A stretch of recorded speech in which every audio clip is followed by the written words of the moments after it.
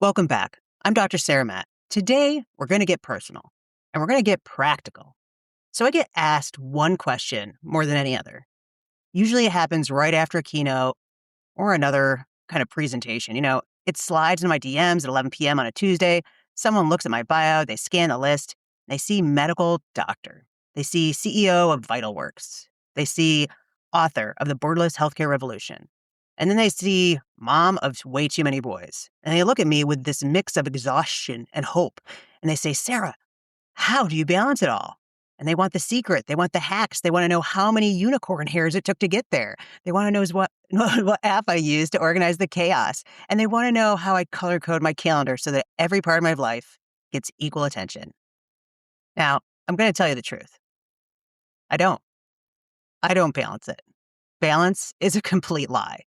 The concept of work-life balance is one of the most destructive myths we sell to leaders. And it's a fairy tale we tell, especially to women leaders, that sets us up for perpetual failure. So think about what balance actually means. So I'm a doctor. Let's talk physics for a second. Let's talk mechanics. Balance is a static state. If a scale is perfectly balanced, the weights on both sides are equal. And do you know what happens when the weights are equal? Nothing. Movement stops. Everything freezes. So if you're perfectly balanced, you're a statue. You're a stone. You're a monument in a park somewhere getting pooped on by pigeons. Yes, I said it. So humans are not statues. We're dynamic. We're biological. We move. We sprint. We rest. We grow. So if you're aiming for balance, you're aiming for stagnation. And I don't know about you, but I didn't get into medicine. I didn't start a company. I didn't write a darn book to stand still. So I don't aim for balance. I aim for what I call the tilt. So let me explain the physics of the tilt. To go all in on one area of your life, to be truly exceptional at something, you have to pull the weight away from other areas. It's not a moral failing. It's mechanics. It's gravity. You can't have equal weight on all sides and still move forward. You have to lean. So when I was launching my book, The Borderless Healthcare Revolution, I was in a massive tilt. I was in full CEO mode. I was crushing it at work. I was on planes. I was doing interviews. I was writing op-eds at 4 a.m.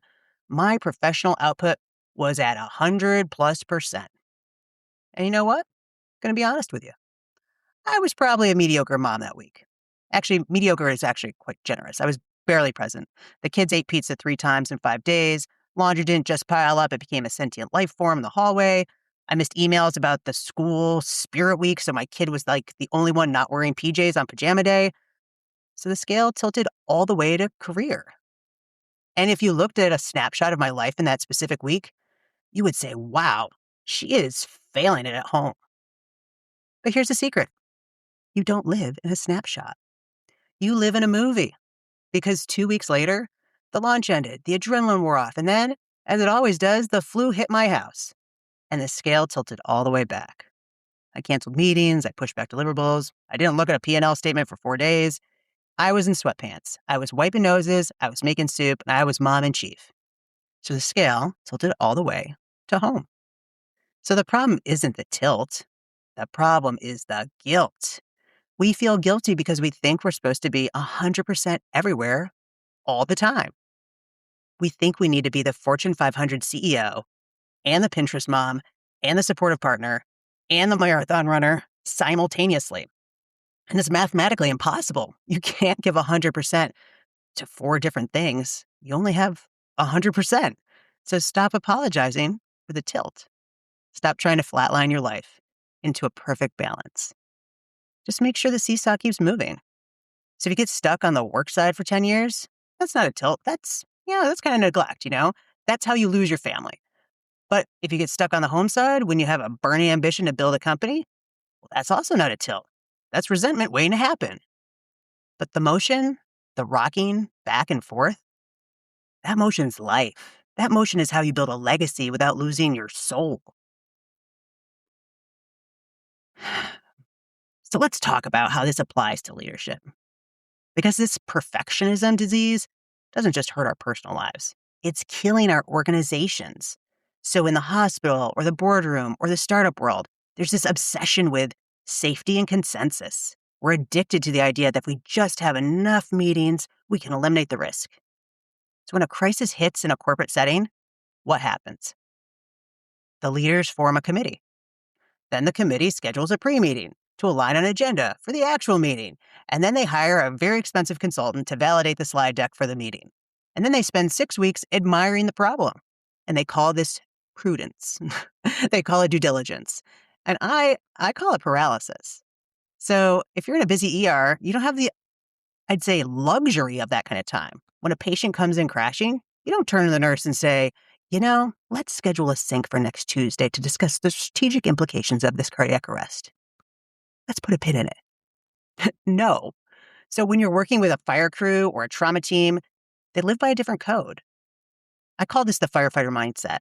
And it's simple. It has 3 steps: assess, commit, and execute.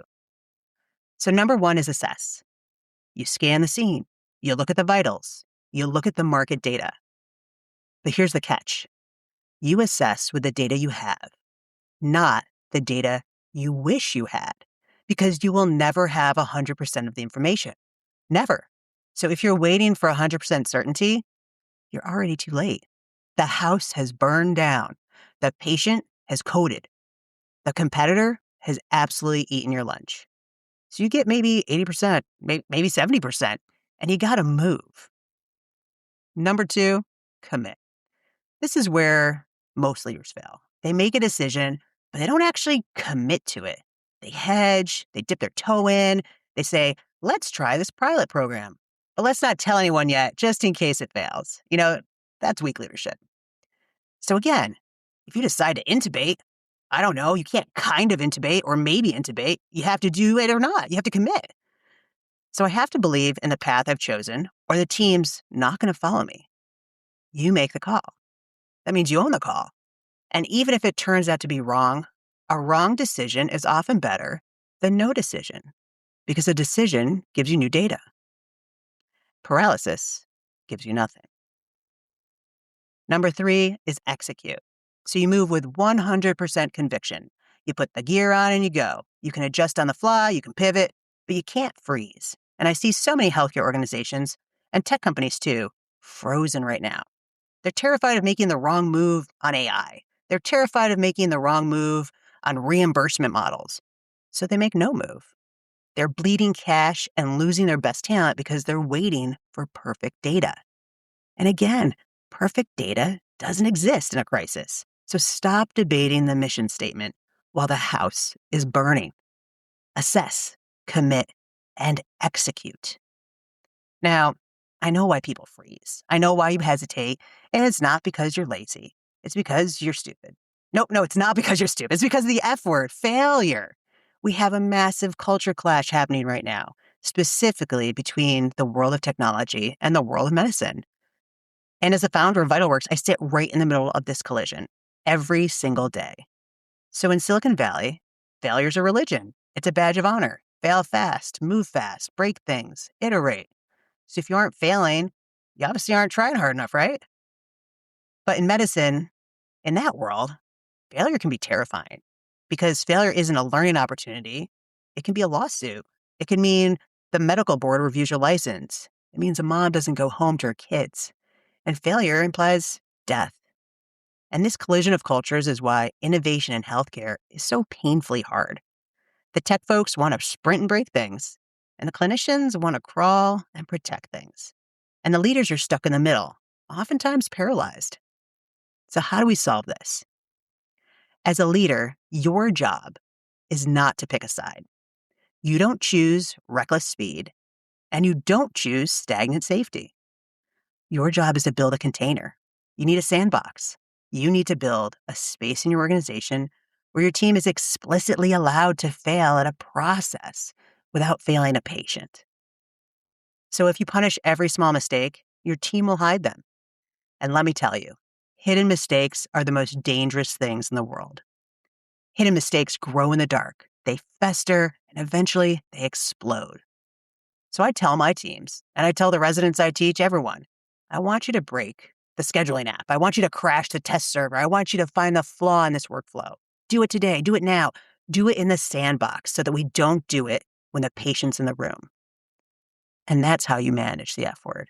You don't fear it. You manage the blast radius. You create the psychological safety so your people can raise their hand and say, hey, I think we messed up, without fear of losing their job. Because the moment your team stops telling you about the small fires, you're destined for the inferno. So here's your challenge today. Not for next year, not for next quarter, for this week. I want you to look at your calendar. Look at the week ahead. Where are you trying to be perfect? Where are you trying to balance it all? And where are you trying to be the perfect executive, the perfect parent, the perfect spouse, and the perfect friend, all in the same 24-hour block? Let it go. You have to pick your tilt. So decide right now, what is the priority this week? If this is a week to be a great CEO, then be a great CEO. Go all in and let the house be messy. Let the laundry pile up. Order the pizza. Forgive yourself for the chaos. If this is a week to be a great parent, if your kid's sick or it's their birthday or they just need you, then let the inbox wait. Let the emails pile up. Be a mom. Be a dad. And when the crisis hits at work or at home, don't form a committee. Don't wait for the perfect moment. Assess, commit, execute. Be the firefighter, not the statue. The statue is safe. The statue is balanced. But the statue is going nowhere. The firefighter moves. I'm Dr. Sarah Matt. Keep tilting, and we'll see you next time.